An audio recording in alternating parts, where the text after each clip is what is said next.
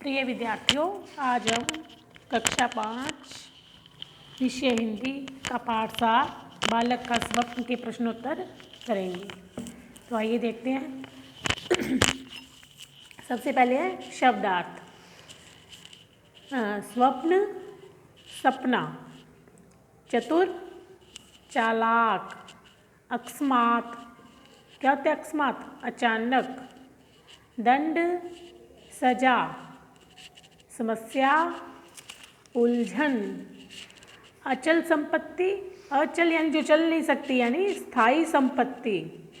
विशाल, बड़ा। सज्जित, सजाया हुआ। अतिरिक्त, अलग या फिर भिन्न। दृश्य, जो दिख रहा है वह। ईर्ष्या, जलन। वशीभूत, वश में किया हुआ। योजनाबद्ध, योजना अनुसार या फिर विधिवत। निष्ठा, आस्था। कर्म, कार्य, काम। उच्चारण के लिए ये शब्द आपको बोलने हैं। उम्र, रात्रि, स्वप्न, चिल्ला, भाग्य, अन्यथा, अकस्मात, दंड, बुद्धि, प्रशंसा, सज्जित, अतिरिक्त, आमंत्रित, विशाल, पत्नी। आइए अब प्रश्न करते हैं।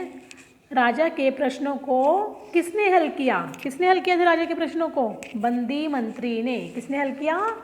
बंदी मंत्री ने। जिस मंत्री को बंदी बना लिया था राजा ने, उसने हल किया।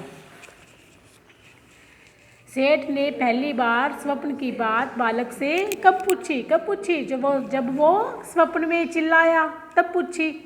सेठ ने पहली बार स्वप्न की बात बालक से तब पूछी जब वो सपने में चिल्लाया। राजा ने मंत्री से कितने प्रश्न पूछे? राजा ने मंत्री से 3 प्रश्न पूछे। स्वप्न का बालक पर क्या असर हुआ? स्वप्न का क्या असर हुआ था बालक पर? कि वो छिप छिप कर पढ़ने लगा। सेठ ने उस लड़के से स्वप्न की बात पुनः पूछी पर वह टाल गया। उस दिन के बाद से ही बालक क्या करने लगा? बालक छिपकर पढ़ने लगा। तो इसका ग आ जाएगा। बालक छिपकर पढ़ने लगा। जमींदार ने बालक को बुलाकर कहा, क्या कहा? स्वप्न की बात बताने को। क्या कहा? स्वप्न की बात बताने को। अब रेगिस्तान देखते हैं। रेगिस्तान है पहले, फिर एक दिन वही जमींदार राजा के यहाँ आया। क्या आएगा? अकस्मात। क्या आएगा? अकस्मात, अचानक। दूसरा देखिए, उसने कहा। उसने अपना क्या चालू रखा? अध्ययन। क्या चालू रखा? अध्ययन। वह किसी प्रकार अपनी सूझबूझ से, किससे? सूझबूझ से। सूझबूझ, सूझबूझ, सूझबूझ से राजा के यहाँ पर क्या हो गया? साधारण नौकर। क्या हो गया? साधारण नौकर।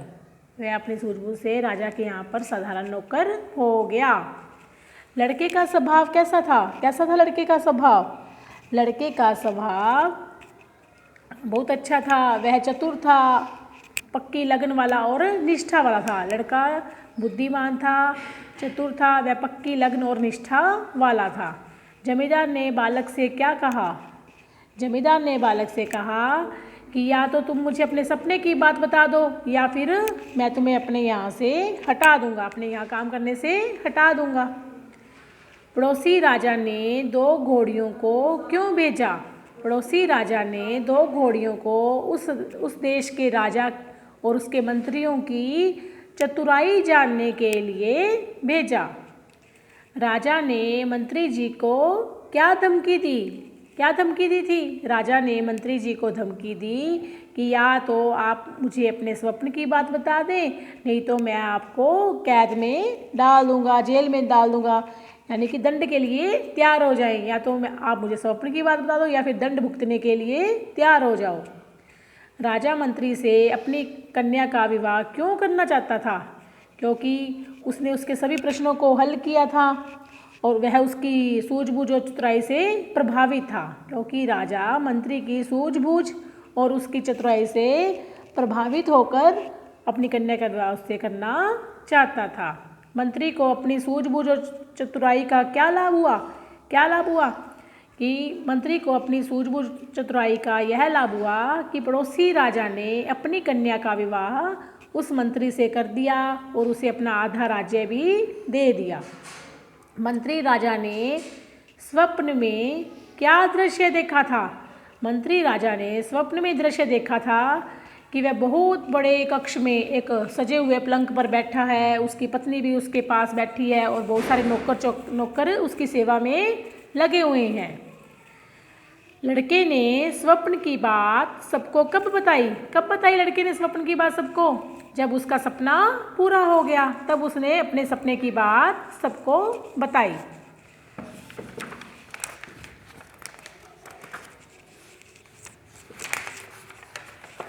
आगे है भाषा की बात वाले हैं। इस प्रकार के शब्द सोचे और लिखे। पहला है सूझबूझ, तो आपको भी ऐसे ही शब्द सोचने हैं और लिखने हैं। तो कौन कौन से आएंगे?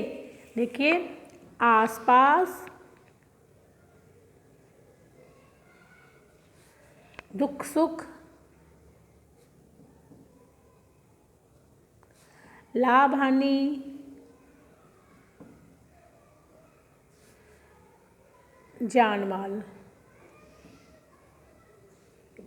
वैसे और भी बहुत सारे शब्द हैं, जैसे तन मन काम धाम, तो आप इनमें से कोई भी शब्द लिख सकते हैं। तो ये इस प्रकार आपके प्रश्न उत्तर हो गए। उम्मीद है कि आपको समझ में आए होंगे। धन्यवाद।